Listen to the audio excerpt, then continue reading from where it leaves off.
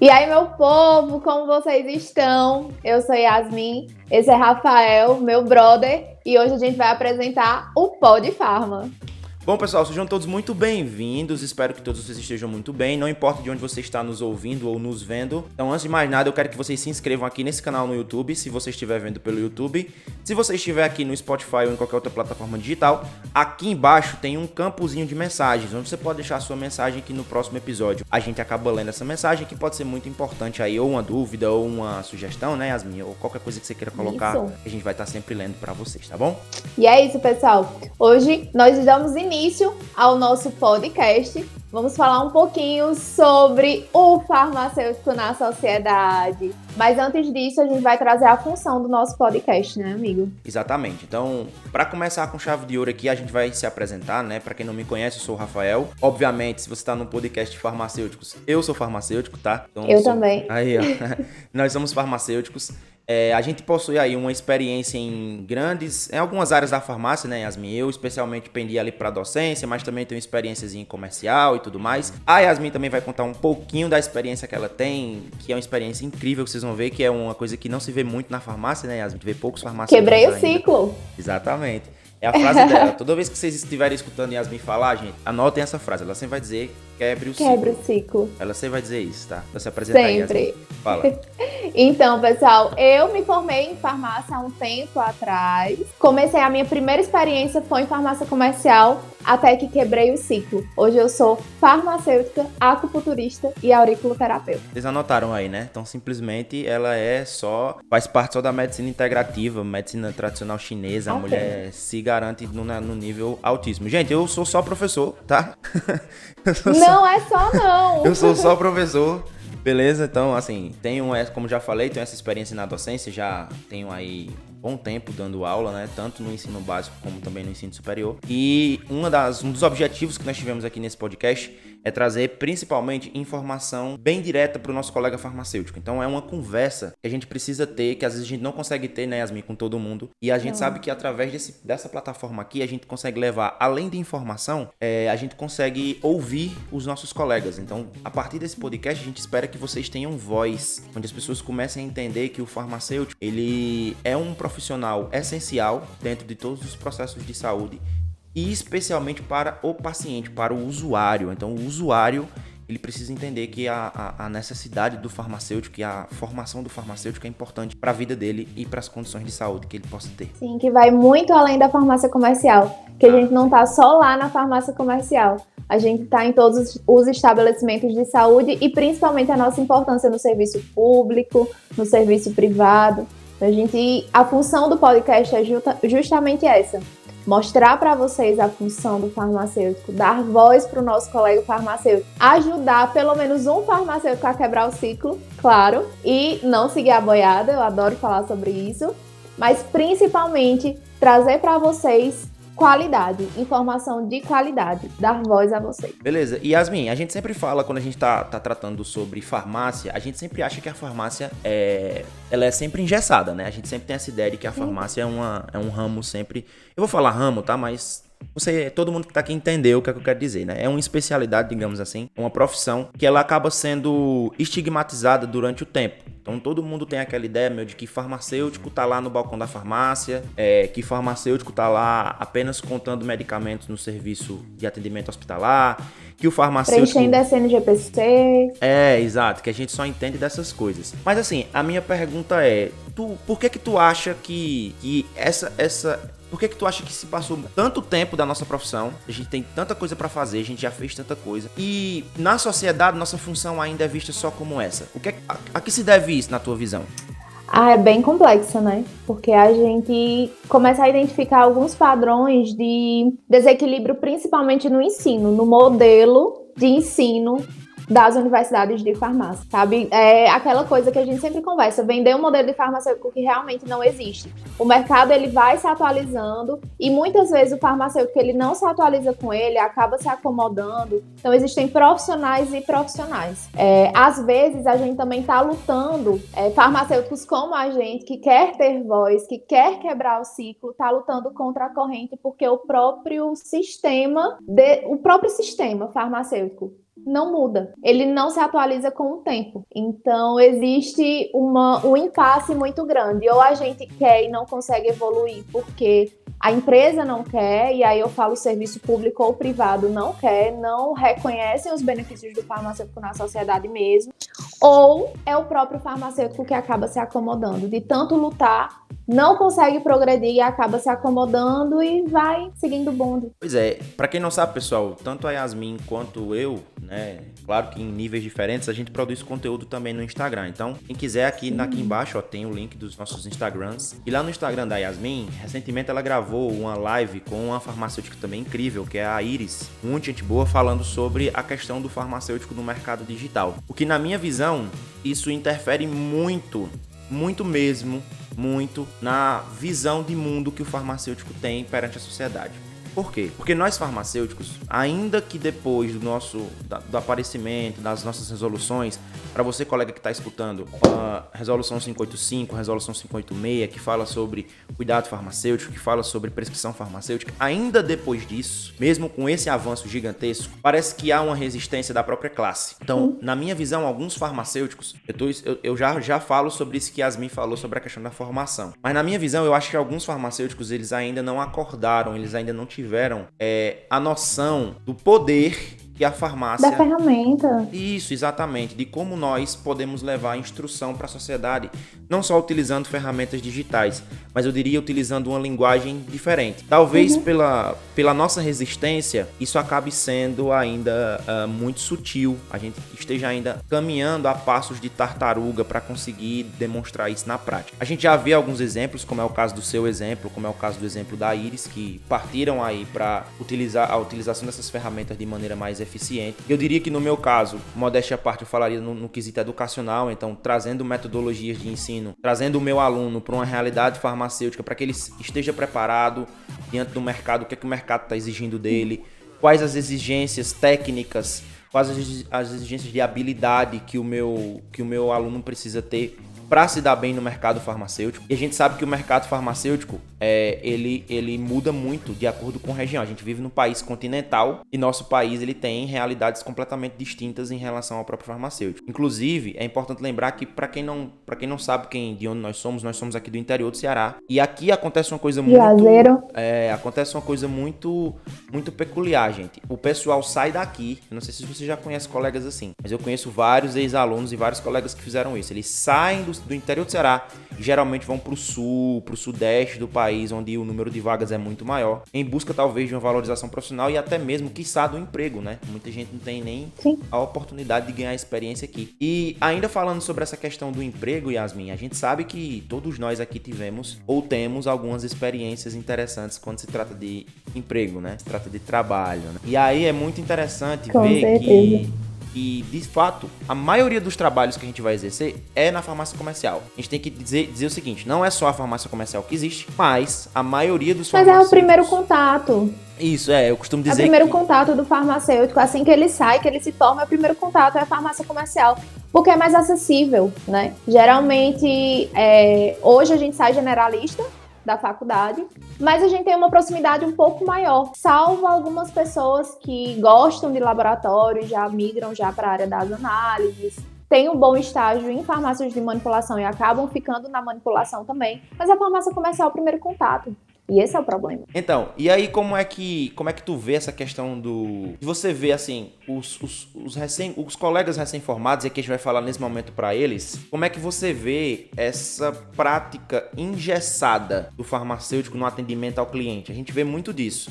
Geralmente é o primeiro contato dele, quando ele sai, né, da faculdade. Da faculdade, geralmente ele pega ali um oficial e tudo mais, salvo algumas exceções. Mas assim, como é que tu vê, qual é o peso que a faculdade... Essa pergunta é complicada. Qual é o peso que a faculdade dá né, que a faculdade tem. E assim, claro, a gente vai discutir sobre isso. Quais seriam as ferramentas para a gente tentar diminuir esse peso, né, e formar farmacêuticos tão engessados. Porque a gente sabe que uma das dificuldades que a gente tem hoje, a gente fala muito hoje de semiologia, mas na prática mesmo se aplica muito pouco. Qual seria a solução, Yasmin, diminuir esse engessamento do atendimento farmacêutico dentro de uma farmácia comercial? Olha, bem complicado, né, a gente falar assim uma solução, porque eu acho que é uma coisa que tem que partir tanto do profissional quanto também das instituições. A gente tem que começar a ver o primeiro emprego do farmacêutico de uma forma diferente. Primeiro de tudo, eu acho que aquela questão interpessoal, né, entre os funcionários. E aí a gente volta de novo para o modelo de farmácia atual, que é um modelo que não se atualiza. A gente precisa primeiro ter colaboradores que vejam o farmacêutico de uma forma diferente e a partir desse momento o farmacêutico ele passa a se sentir um pouco mais acolhido e passa a brilhar um pouquinho mais no estabelecimento de saúde. A gente vai ter acesso a 1001 coisas. Várias coisas diferentes. E todas elas, você precisa ter uma base, você precisa ter um estudo para você fazer uma dispensação correta, para você entender para que serve aquele tipo de medicamento.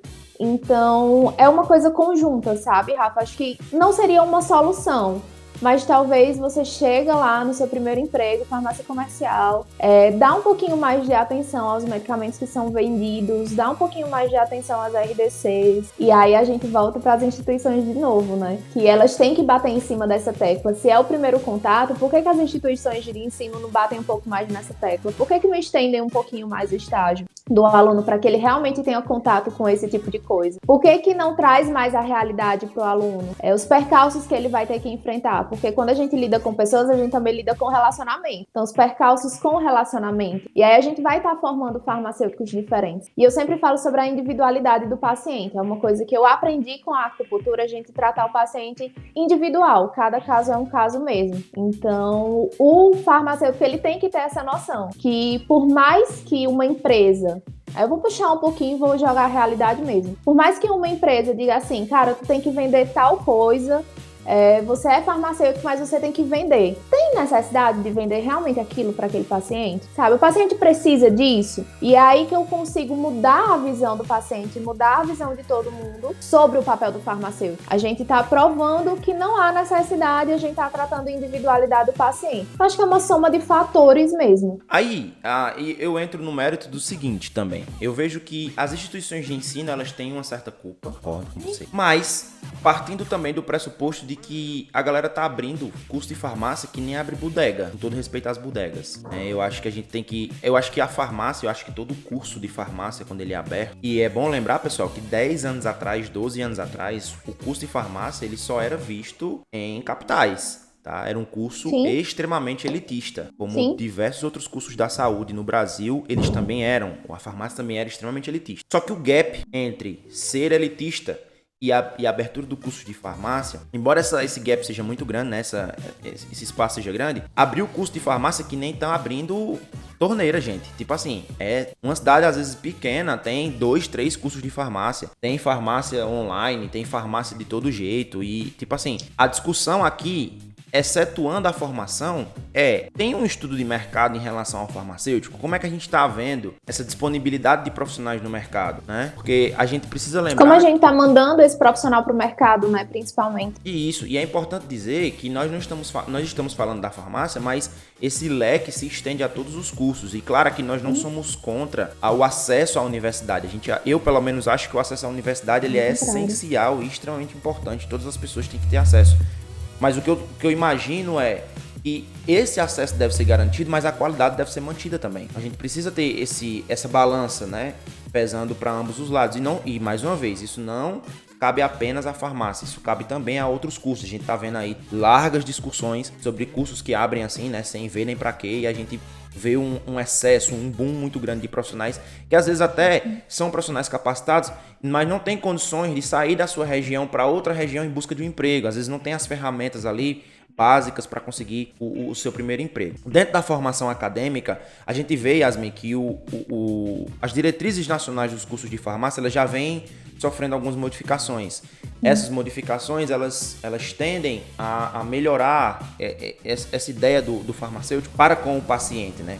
Mas o que a gente vê muito é falta de experiência do lado de cá. Então, às vezes, a gente tem um corpo muito, muito perfeito, muito, muito bem feito, mas a gente não tem uma formação dos professores, né? Magistério ideal para que aconteça a formação daqueles alunos. Então, a gente tem realmente essa dificuldade de quando o aluno está saindo da graduação, ele ainda enfrentar esse tipo de problema, né? Esse tipo de dificuldade, por assim dizer, por não apresentar a característica que o mercado exige hoje, que é justamente ter esse conhecimento de atendimento ao cliente. E a formação também do magistério, né? De quem está do lado de cá. Então, às vezes, a gente exige que a universidade ela entregue esses alunos, às vezes, um pouco mais prontos em relação à semiologia, a conhecimento de atendimento ao paciente, mas o profissional que entrega esse conhecimento, ele não teve essa formação ou ele não tem este conhecimento. Muitas vezes não é culpa dele, não né? Adianta. Não é culpa dele, mas aí acaba se construindo em escadinha, e daqui que esse profissional que adquiriu esse conhecimento retorne à universidade, isso pode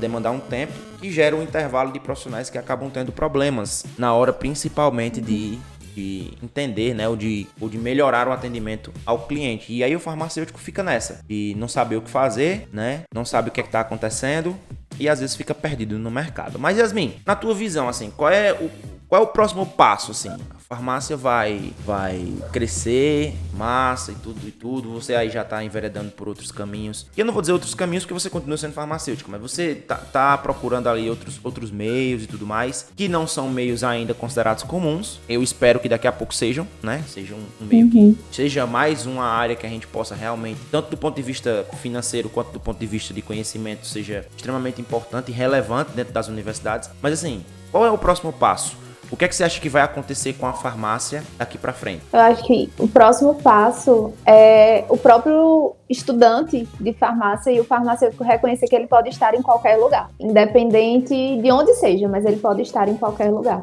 Reconhecer, tomar para ele as mais de 70 áreas que podemos atuar, isso é muito importante. E a partir disso, escolher aquilo que ele goste mais, sabe?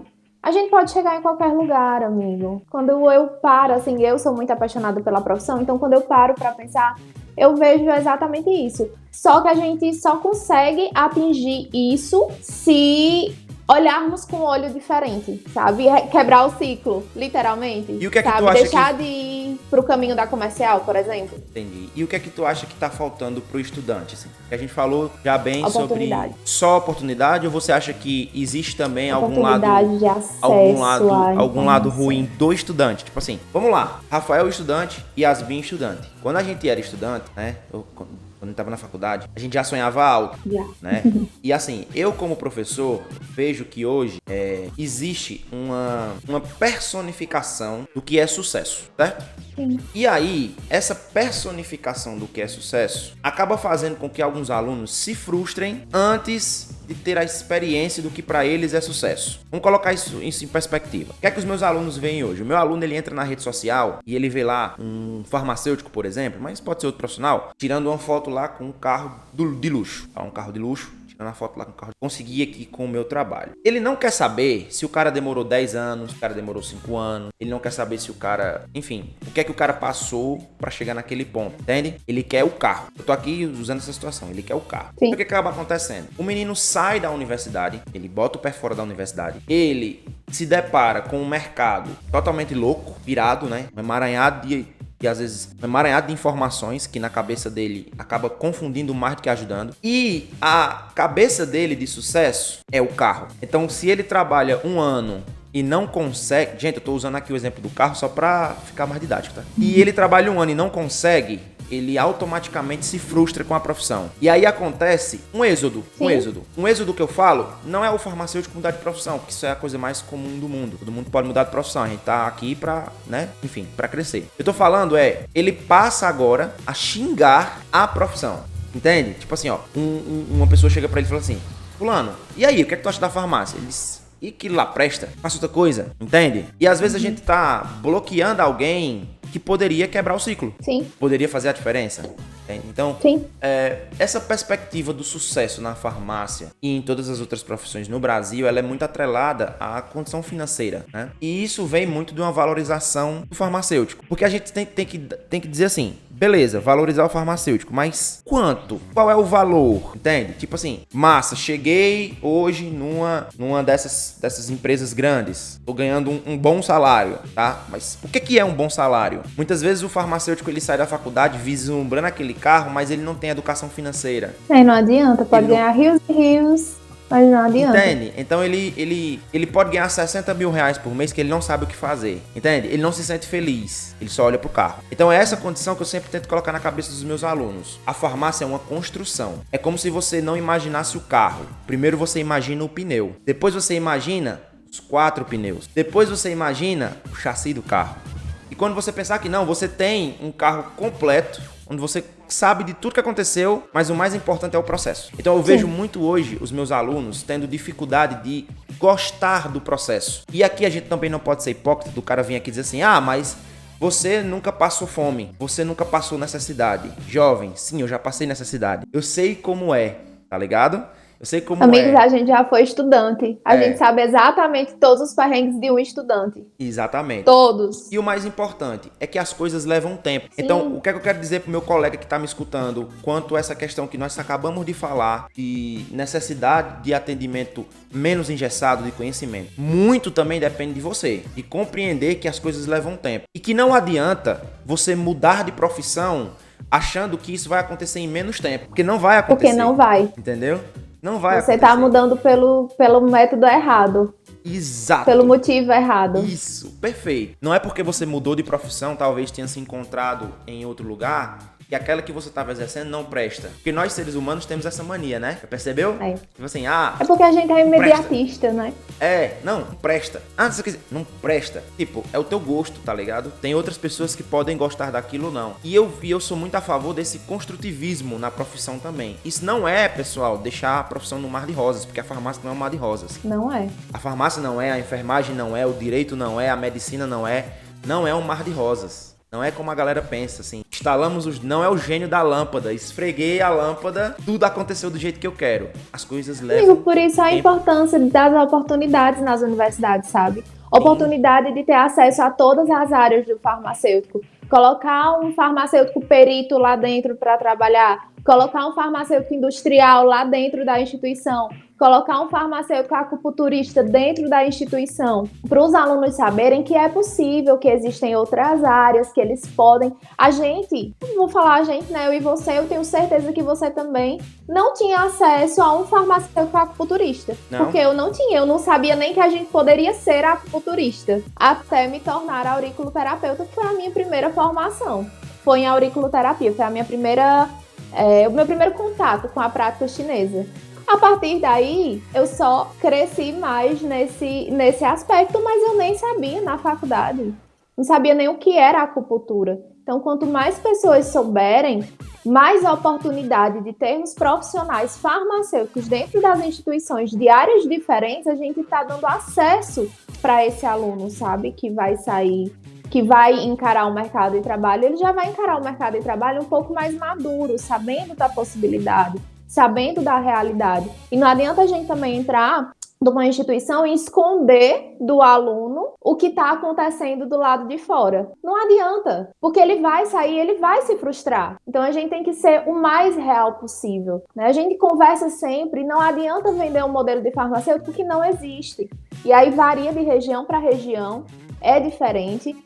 No Sul, a gente é um pouquinho mais valorizado. As pessoas valorizam um pouquinho mais, e aí trazendo do Sul, vou falar agora dos teus alunos que foram para Santa Catarina, por exemplo, e a gente aqui em Juazeiro do Norte, no interior do Ceará. É diferente o modo com que a sociedade encara o farmacêutico. Aí quando a gente puxa também para o marketing digital, falando como marketing digital, como disseminador de conhecimento, todo farmacêutico que se pega com aquilo, se pega com as mídias digitais para divulgar o trabalho, divulgar coisas simples, diferenças simples, gente. Por que um losartano com hidroclorotiazida ele é vendido junto? Existe ele junto, separado, coisas simples, sabe? A gente tá disseminando informação, tá fazendo com que a informação chegue de forma correta e prática no paciente. E, consequentemente, a gente está elevando também o nome da nossa profissão. Então, é uma soma de fatores. Acho que com a pandemia, tudo se atualizou e a gente também precisa se atualizar. Pois é, e eu vejo essa dificuldade do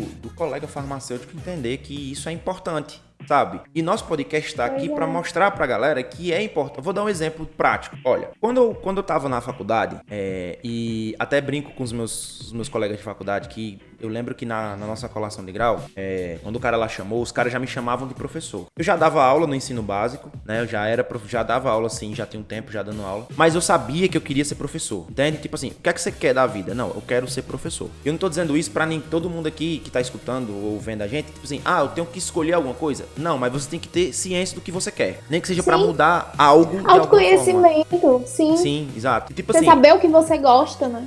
Eu lembro que eu tava na biblioteca da faculdade e eu notei num papelzinho. Eu notei assim, eu fiz a seguinte pergunta: o que eu preciso ter para ser um professor? Aí eu fui elencando as coisas que eu tinha que ter. Então eu ia perguntando às pessoas, cara, pra poder dar aula numa faculdade, eu preciso ter o quê? Não, você precisa ser minimamente, tem que ser mestre.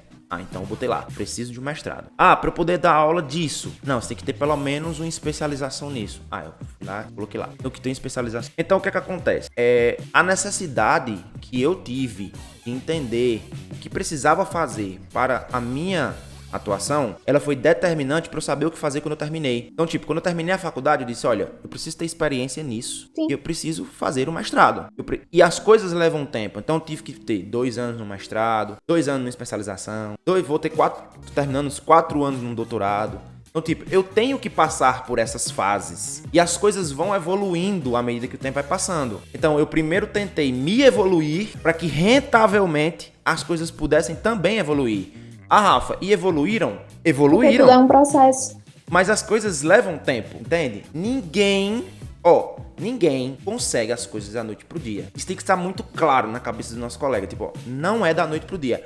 Professor, mas tem algum fulano que, que terminou e tem 15 farmácias? Tem. E tá tudo bem. Mas não é padrão. Entende? Não é assim que as coisas funcionam. E, tipo, a gente tem que ter essa ciência. Respeitem o processo de vocês. A gente quando sai muito sedento pra trabalhar. Acaba tendo acesso vou puxar aqui pra região da gente, tá, amigo? A gente acaba tendo acesso a propostas irreais, porque a gente sai muito sedento para trabalhar. Claro que eu não sei da realidade de todo mundo e aí a gente não pode, falar. A gente não conhece a realidade de todo mundo. Existem pessoas que precisam e por conta disso se submetem a trabalhar, por exemplo, 8 horas por dia para ganhar muito abaixo do piso. Não ganha nenhum salário, inclusive. R$ 1.200. Então, para trabalhar 8 horas por dia, o que dá 40 horas semanais. Então, se trabalhar a gente segunda não a sexta, sabe. tem que lembrar disso, né? Segunda a sexta, exatamente. Ainda tem um plantãozinho no domingo, né? Porque geralmente utiliza o domingo também, né? Trabalha 1 e folga 1, ou trabalha 2 e folga 1. Sempre com aquela premissa, se tu não quiser, tem 10 que querem, né? Tem 10 que querem.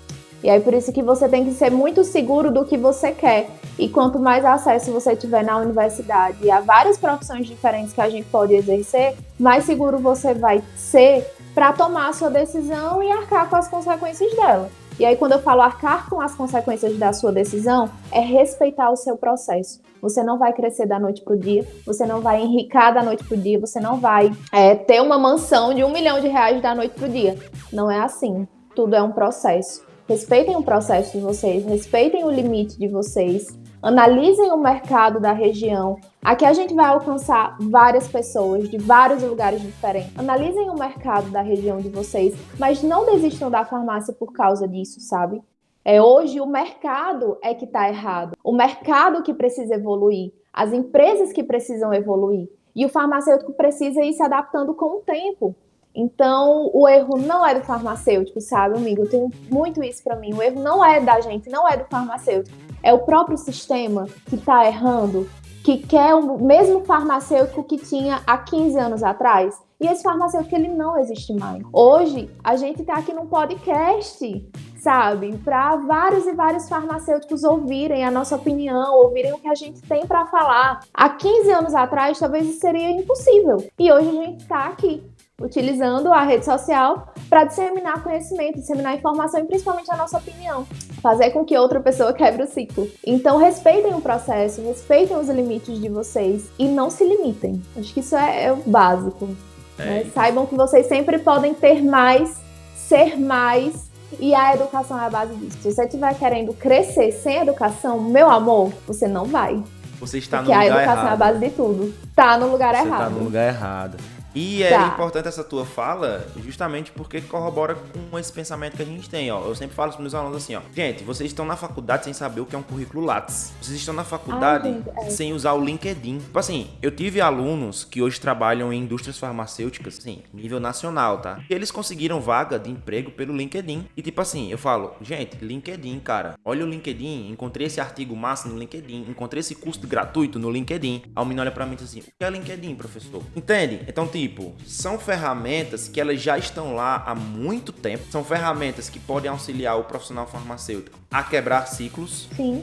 Às vezes, sem sair de casa, na palma da mão, no celular dele, no computador dele. E o farmacêutico precisa ter essa ideia. E eu acho que as faculdades, né, as instituições, as universidades como um todo, elas precisam direcionar os alunos à utilização dessas ferramentas. Então, incentivar os alunos a terem um perfil, incentivarem os alunos a construir uma imagem. Sim. Eu sempre digo isso, olha, vocês são a empresa de vocês. Professor, tô dando uma aula de gestão lá, o cara fala pra mim, professor, como é que eu gerencio uma empresa? Você sabe se gerenciar? Como é que eu sei me gerenciar? Você sabe dividir o seu tempo? Como assim, professor? O dia tem 24 horas, você tem que conseguir dormir, estudar, trabalhar, comer, cuidar do filho ou cuidar de você, e aí você vai colocando as prioridades, vai elencando prioridades, e as suas 24 horas tem que dar pra fazer isso. Se você não consegue se gerenciar, você não vai conseguir gerenciar uma empresa. Não consegue. É impossível. Exatamente. Eu falo isso sempre. Vocês são empresas. Então, quando você atende um paciente bem, por mais que você trabalhe na farmácia A, B, C, D, E, F, G, H, a empresa é você. Diferente. Entendeu? A empresa a gente passa muito da gente pro paciente também, né?